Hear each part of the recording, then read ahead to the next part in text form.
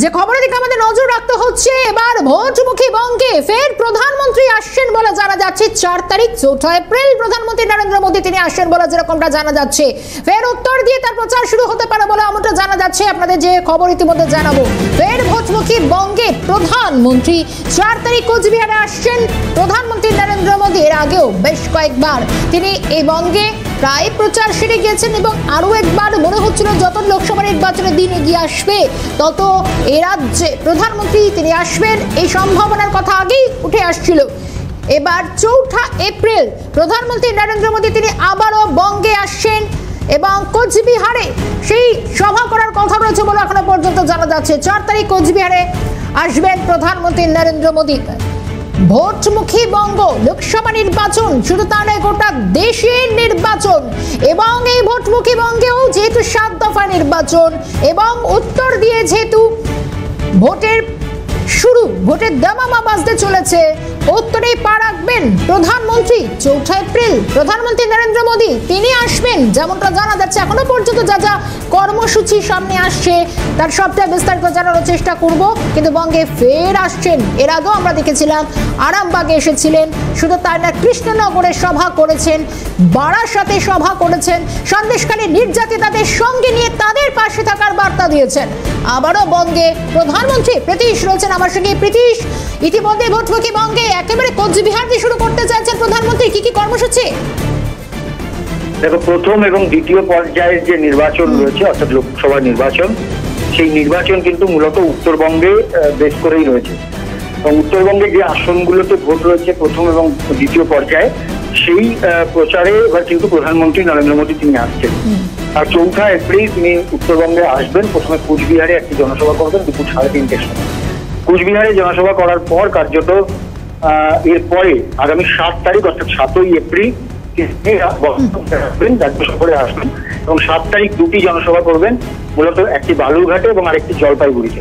বালুরঘাটে যে জনসভা, সেই জনসভা কিন্তু বিজেপি রাজ্য সভাপতি সুকান্ত মজুমদার তার সমর্থনে যে জনসভা, সেই জনসভা কিন্তু প্রধানমন্ত্রী নরেন্দ্র মোদী করবেন 7ই এপ্রিল। এবং তার সঙ্গে সঙ্গে জলপাইগুড়িতে জয়ন্ত রায়, যিনি বিজেপির যিনি বিদায়ী সাংসদ এবং তিনি এবারেও প্রার্থী হয়েছেন, তার সমর্থনে জনসভা করবেন।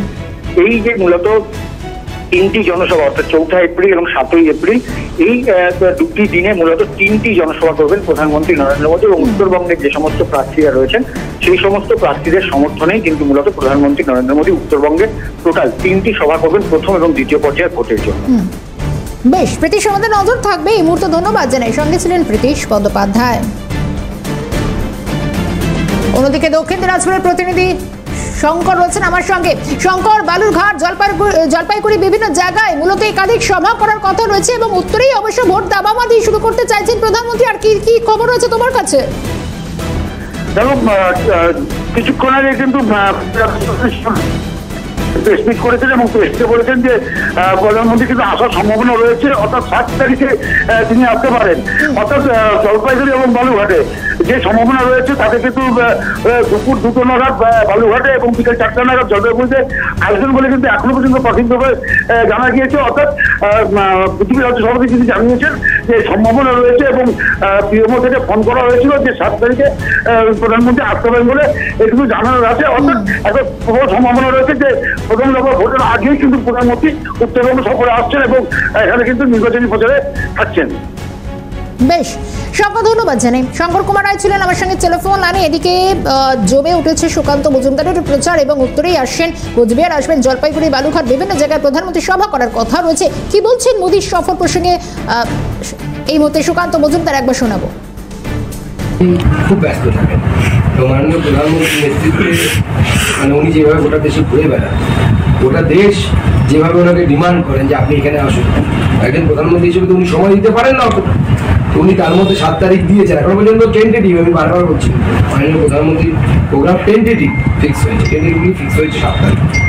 যদি আসেন ভালো হবে, মমতা বন্দ্যোপাধ্যায় আগের দিন করে যাবেন, পরের দিন মাননীয় প্রধানমন্ত্রী করবেন, বোঝা যাবে কার কত দম।